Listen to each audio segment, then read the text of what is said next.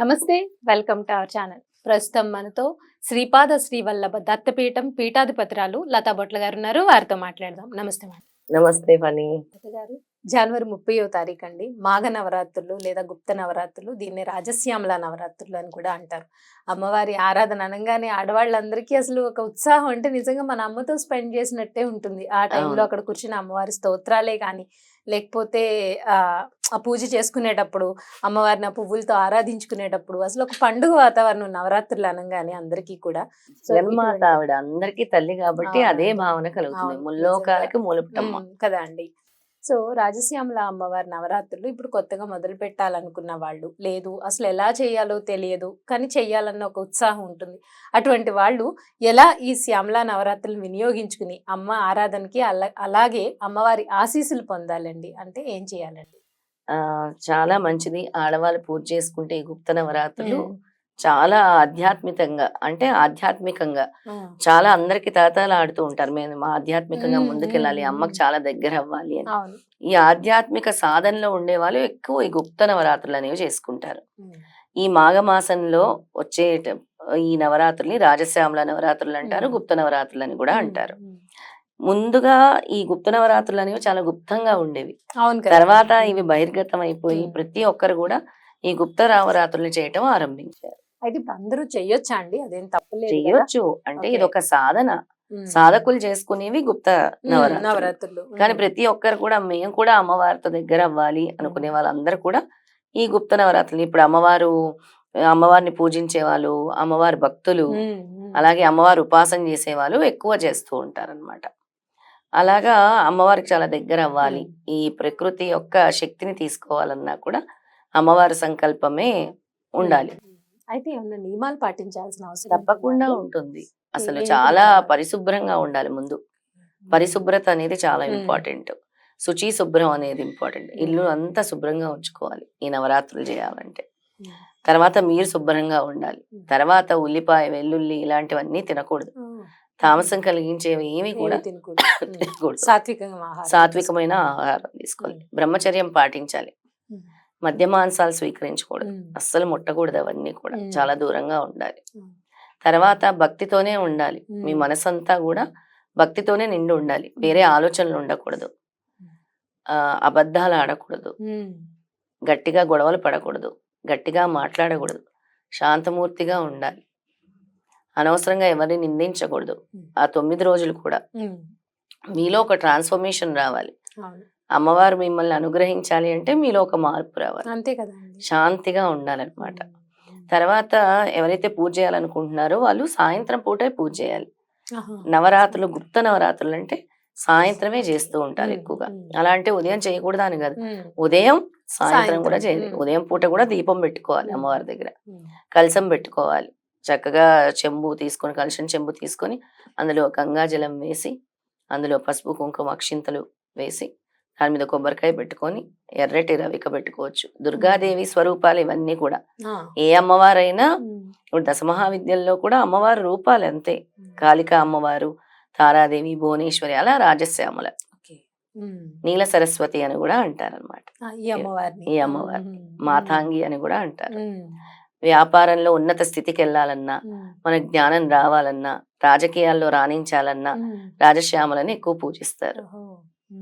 ఈ అమ్మవారిని ఎక్కువ పూజిస్తారనమాట. ఆ 9 రోజులు కూడా అమ్మవారిని చక్కగా భక్తితో అమ్మవారి యొక్క స్తోత్రాలతో పూజించుకొని, అష్టోత్తరం చేసుకొని, రాజశ్యామల అష్టోత్తరము, రాజశ్యామల దండకము, అలాగే దుర్గా సప్తశతిలోని మంత్రాలు గనక చదువుకుంటే చాలా మంచిది. తర్వాత రాజశ్యామల మూల మంత్రం అని ఉంటుంది. ఈ నవరాత్రులు అయిపోయిన తర్వాత కూడా ఒక సంకల్పం అనేది పెట్టుకొని 41 రోజులు రోజు 3 మాలలు చేస్తే రాజశ్యామల మూల మంత్రం మీరు అనుకున్నది తప్పకుండా నెరవేరుతుంది.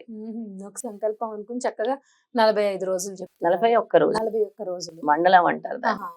41 రోజులు ఆ, 3 చేయాలి. సార్లు చేయాలి. ఈ నవరాత్రులు అందులో కంటిన్యూ చేయొచ్చు. ఆ 9 తీసేసి మినహాయించి 41 రోజుల్లో 9 తీసేసి మిగతా రోజులు చేసుకోవచ్చు. అంటే ఇవి కూడా కౌంటే. అంటే ఎవరికైనా ఒక మహత్ సంకల్పం ఉంటే, వ్యాపారం బాలేదు, మా వ్యాపారం రాణించాలి, మా వ్యాపారం ఉన్నతంగా అవ్వాలి అన్నవాళ్ళు, లేదా మాకు రాజకీయాల్లో రాణించాలి, లేదా మాకు ఉద్యోగం రావాలి, ప్రమోషన్ రావాలి అనుకున్న వాళ్ళందరూ కూడా ఈ నవరాత్రులు చేయొచ్చు, చక్కగా చేసుకోవచ్చు.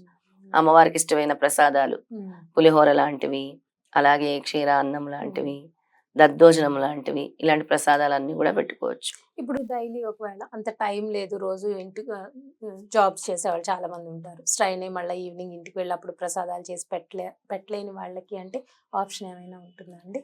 మామూలుగా నిత్య పూజలాగా చేసుకోవాలి.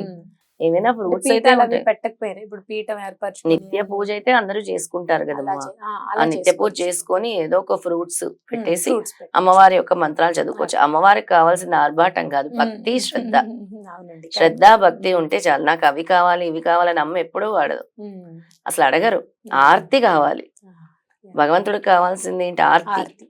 వాళ్ళని స్తుతించటం, వాళ్ళని మనము అనుక్షణం ఆరాధించటం, భక్తి పారవస్యంలో మునిగిపోవటం, అదే కోరుకుంటుంది తల్లి. అప్పుడు అమ్మవారి అనుగ్రహం, చల్లని చూపు ఎప్పుడు అందరి మీద ఉంటుంది. తల్లి ఎప్పుడు కూడా బిడ్డలందరూ బాగుండాలని కోరుకుంటుంది. అలా జగన్మాత యొక్క సంకల్పమే దత్తాత్రేయుడు కూడా నిర్వహిస్తున్నానని చెప్తారు. ఆ చివరి రోజు